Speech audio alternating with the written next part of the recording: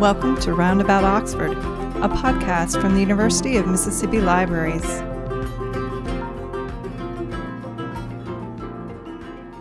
This is Taylor Fields, and on today's episode of Roundabout Oxford, we travel off campus to look at the work of public libraries and librarians. In the second half of the show, Abbie Norris talks to Watkins about the significance of public libraries. First, I sit down with Sarah McLellan of the Lafayette County Literacy Council to learn about the effect they've had on the community.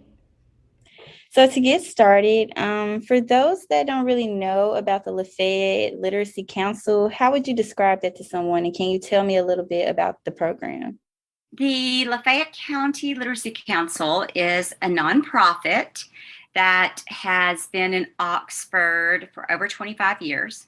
It is made up of one director, which is me, and I have Barbara Wortham, and she handles the Able program. And then I have a board that helps make decisions, and they all volunteer to be on that board. And the Lafayette County Literacy Council has 3 different programs. One is the Dolly Parton Imagination Library program. One is ABLE, which stands for Adult Basic Literacy Education. And one is the Children's Book Festival, which is held in the spring every year. Our mission with the Literacy Council, of course, is just to help promote literacy in Lafayette County. The Imagination Library program is for birth to age 5, and that is done with financial assistance through grants, with help from United Way and from Loft. And so we're able to help children that are from birth to age 5, in that sense, receive a free book every month in the mail. And then the ABLE program, it is important that we do something in the community for adults, is for 18 years and older.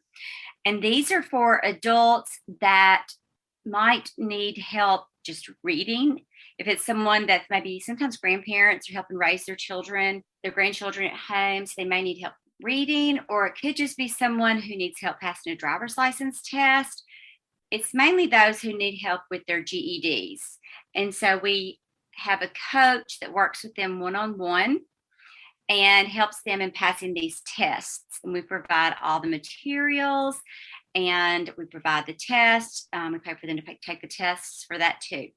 And then lastly is the Children's Book Festival. And so this is for first graders. So this is just another group that we're able to help with literacy. And there's another board that meets for this. We bring in an author, a book. We give a book to every first grader in Lafayette County. And the author comes to the Ford Center and talks about the book, goes to Square Books and will sign the book for the kids. And then every kid has the book at the school. And the teachers, they'll do like a lesson on that book as well. What would you say is one of the council's greatest challenges, and how do you think the community could help? We are always trying to register families for the Dolly Parton Imagination Library program, and we're always trying to find more children for this.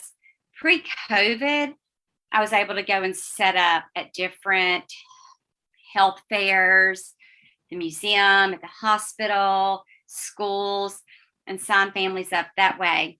Since then, I've not really been able to do that. It's been more at different types of drive-through events. I may put the brochures in the cars or on social media.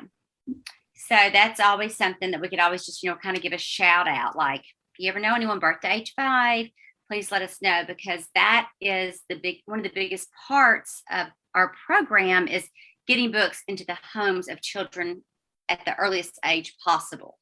As early and as soon as you can get books in front of a child, the better. We meet really with mothers, whenever you are pregnant, if you will start then reading.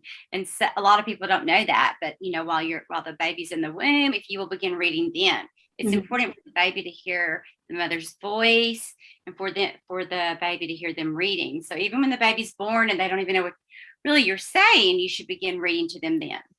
What is the process like when you're helping someone learn how to read? Like, I guess I'm speaking more about the adult program. So what we do is there's a test that they would take. It's not like a real hard test. It's called the TABE, And it's a test just really like to find where they are on their test level, on their reading level. We wouldn't want someone to start working with a coach or with someone and we wouldn't know where they were. We wouldn't know like if they can read really well, or if they can't. So we would begin by testing them just to get an idea of what books to start with them. And then to find out, what are their goals? We want to know, what are your goals? Do you just want help reading? Do you just want to meet once a week and just try to get your reading skills up? Or do you want to try and get your GED? And then if you do, then we will focus on one subject at a time. Can you describe like one of your favorite experiences, like since you've been working with the council? It always, for me, goes back to Able, which is our adult program. Mm-hmm. We have someone really special who passed, her GED, Mm-hmm. and she went to cosmetology school and graduated, and now she has her own salon that she's opened and is doing hair. So that to us is just so exciting. And she'll go with me from time to time and talk to other groups Mm-hmm. about her experience to help get them excited and motivated about the program. So how can people get involved as well in helping? They can always go to our website, which Mm-hmm. is LafayetteLiteracy.org, and there is a volunteer link on there. Mm-hmm. They can always email me at LafayetteLiteracy@gmail.com, because we do have events that come up. In the spring, we usually have a big fundraiser. Mm-hmm. So we'll be planning that hopefully soon. In the past, we've had a party, an auction, raffles. Last year, we did a crawfish fundraiser along with an online auction. And yes, that is how we just, raise money for the different funds that we need. What's something that might surprise people about the Lafayette Literacy Council? I do find that a lot of people just don't know what we do. Mm-hmm. I've found that people will be at our events and will say, my wife, drug me here. I don't even know what y'all do. And for, a nonprofit that's been around as much as we've been around, in Oxford, it's always surprised me to hear things like that. So that's kind of been one of my goals, is just exposure to get out there more. Mm-hmm. They may not know that, we set up at a lot of different events in town. We set up at more than a meal for the children. We do a craft table for the kids and hand out books there. We set up at like the summer feeding, and we hand out free books to the children at the summer feeding. We just, anytime there's a type of event that we can set up at, we will be there to give away, free books. Mm-hmm. That's something that we try really hard to do, to give out as many books as we can in the community. Check out our social media, because on Facebook and Instagram, I post what's going on all the time. Yeah. And from here, for the next few months, everything is so up in the air, but things could be happening. And so I would just love for everybody to just keep checking us out. So when school starts back, is it like, do you think people mainly participate during the summer, or you think, it's more like during the school year that you see more children and adults coming in? No, we see actually the summer, a lot of times they'll want to like take the summer off, and we're like, no, you can't take the summer off. Yeah. So no, I feel like more in the school year, everyone starts getting better in the structure and they're ready to kind of start doing some things. So I feel like hopefully that will get bigger. And we just partnered with Raising Mothers to Rise, which is the expecting teen mothers. Mm-hmm. And they meet on Tuesday nights at the Exchange Family Center. We will be meeting with those women to help them with their GEDs as well. So how did that partnership come about? Well, Meg Hayden is the nurse at Oxford High School. Mm-hmm. And she's been doing this program with them, more of just different types of speakers coming in and things like that. And she had me come and speak. And after I spoke, she and I thought that would be a great partnership. And so we kind of mentioned it to the women, and there were quite a few that were interested. And so we've decided we're going to give it a try. All right. Thank you so much for meeting with me today. I really appreciate it. Okay, thank you.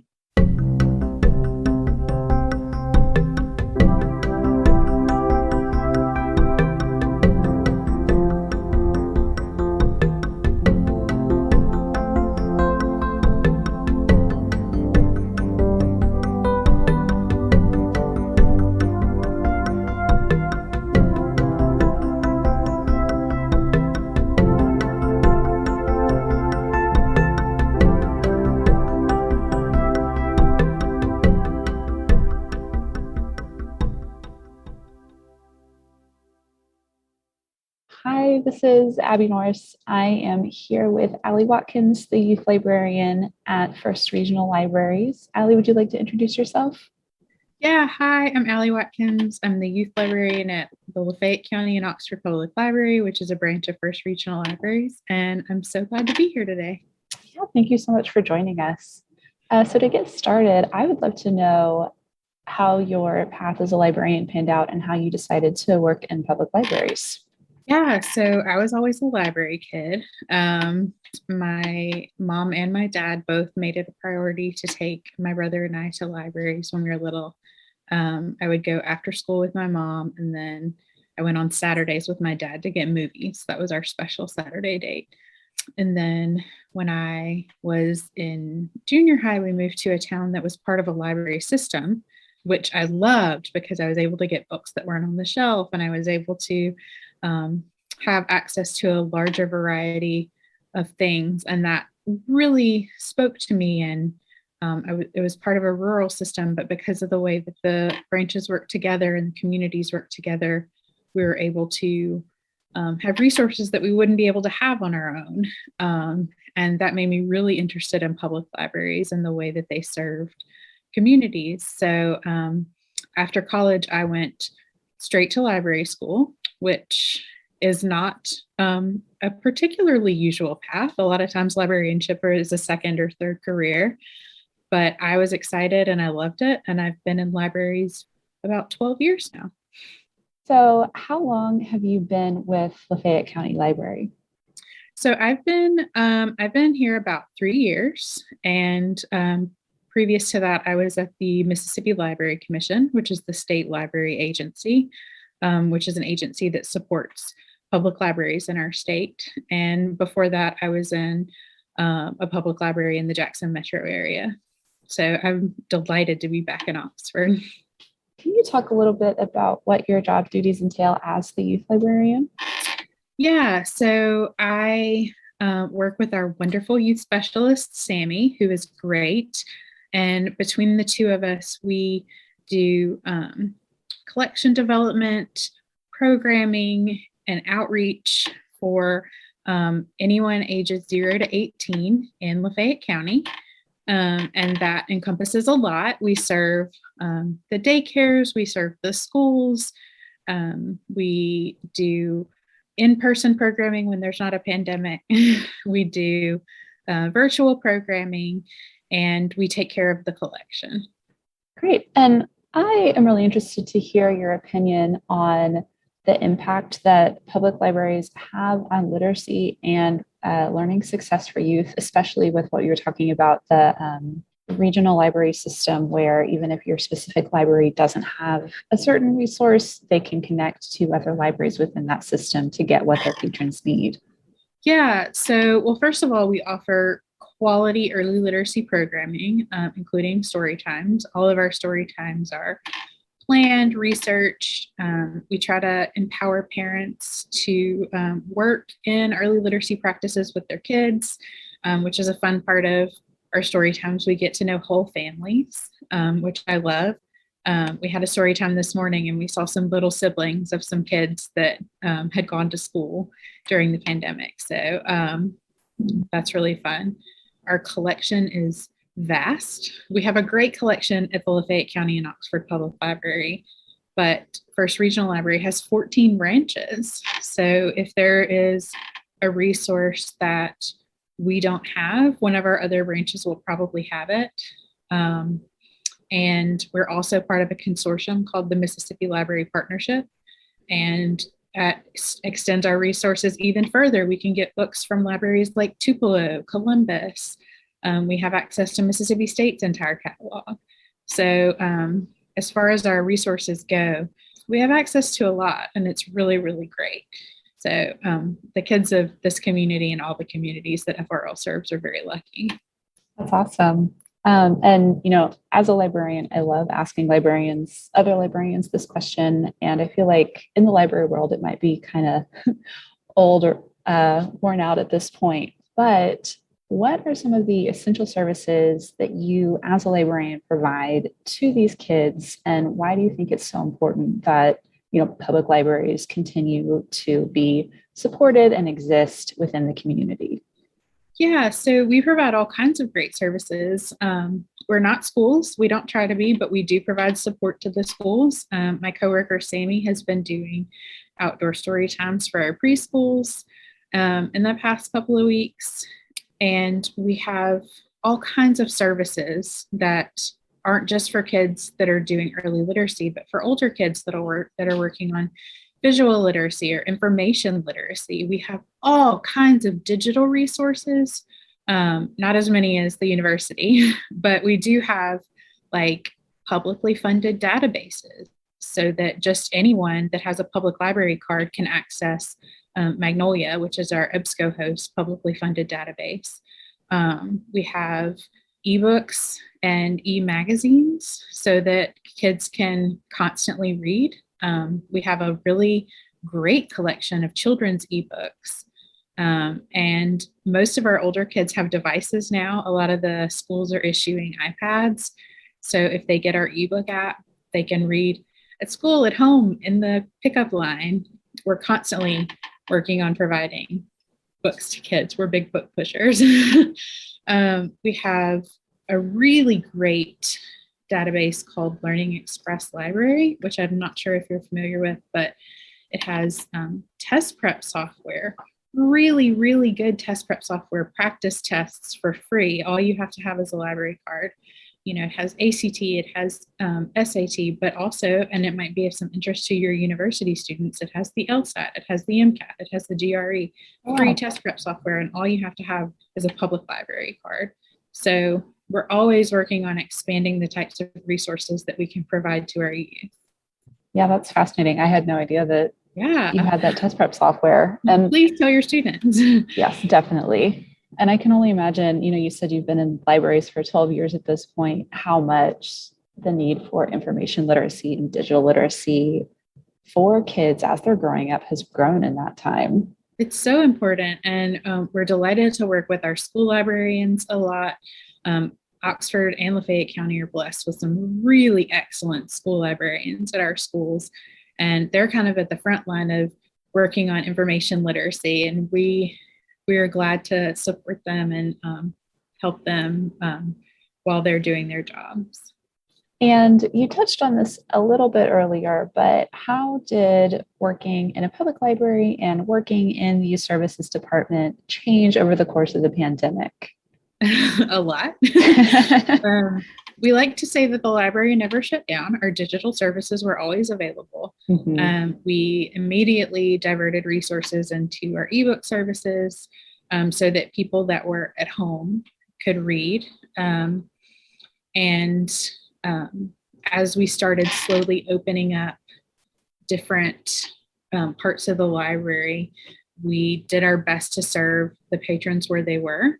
We served a lot of families through our curbside services, which we're still offering in case people are interested in that or aren't ready to come into the library yet. We're still doing curbside services. We have a books by mail program through our headquarters. We also pivoted to digital and virtual programming.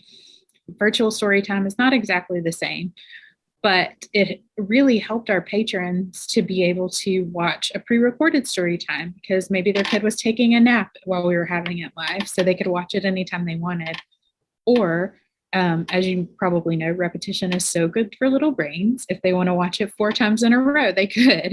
So, and we had programs for older kids and teens. And we just kept in touch with the schools and tried to tell them about all the services that we had that their virtual and in-person students could use. as you know, librarians are very industrious. And so we pivoted and tried to serve our patrons where they were as best as we could. Yeah, that's really great. And you've mentioned a lot about outdoor story times and virtual story times. Is that something that you're still doing, or have you begun transitioning back to more in-person events? So at this time, we haven't begun to transition back to in-person events just because of the way that our building is set up. We don't have a great in-person space that's safe yet. And the safety, especially of our young patrons, is our number one priority. Mm-hmm. We did our very first outdoor story time today. We're recording this in September, so at the end of September. So hopefully this will be something that we can continue. The weather was gorgeous.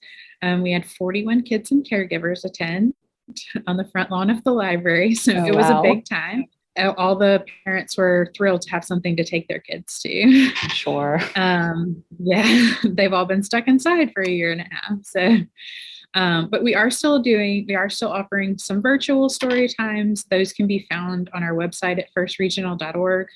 We're also starting to broadcast those on Facebook Live. So those can be found on First Regional's Facebook page. And those story times are from youth service specialists across our region. So not only could you see me or Miss Sammy from Oxford, you could see Miss Amanda from Batesville or Miss Teresa from Olive Branch. And, it's exciting to mix it up and kind of get outside your comfort zone and learn some new faces. So we're very excited to continue with both of those things. That's great.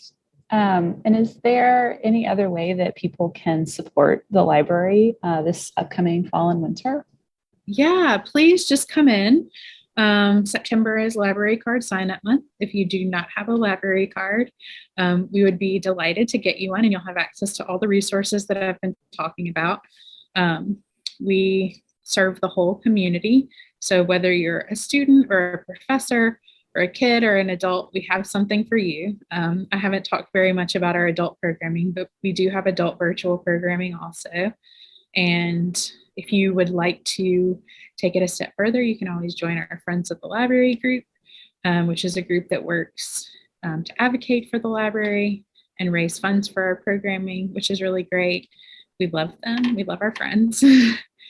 Yeah, just come in and see us. We're here for the whole community, and we want to meet you and become a part of your lives. Don't discount that the public library is just for kids or just for old people or just for anything. Like, the library is there for you, and there is, whether you're a reader or not, we have all kinds of different services, and we're delighted to serve you. Well, Allie, thank you so much again for coming on the podcast. Thank you so much for having me. I had such a great time.